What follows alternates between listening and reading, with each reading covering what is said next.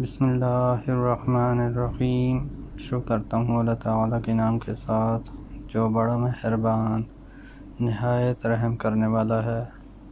حضرت ابو سعید خدری رضی اللہ عنہ نے بیان کیا کہ ایک دفعہ رسول اللہ صلی اللہ علیہ وآلہ وسلم نے خطبے میں فرمایا کہ اللہ تعالیٰ نے اپنے ایک بندے کو دنیا اور آخرت کے رہنے میں اختیار دیا کہ وہ جس کو چاہے اختیار کرے۔ بندے نے وہ پسند کیا جو اللہ کے پاس ہے، یعنی آخرت۔ یہ سن کر ابو بکر رضی اللہ عنہ رونے لگے۔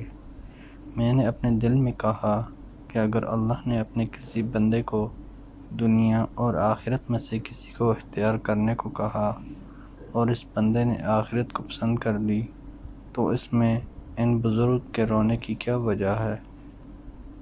لیکن یہ بات تھی کہ بندے سے مراد رسول اللہ صلی اللہ علیہ وآلہ وسلم ہی تھے، اور ابو بکر رضی اللہ عنہ ہم سب سے زیادہ جاننے والے تھے۔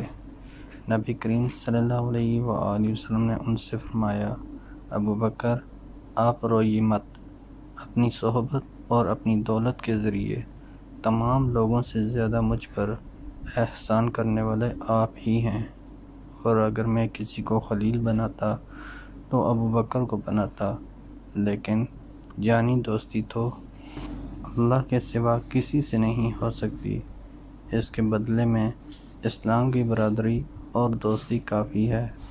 مسجد میں ابو بکر رضی اللہ عنہ کی طرف کے دروازے کے سوا تمام دروازے بند کر دیے جائیں۔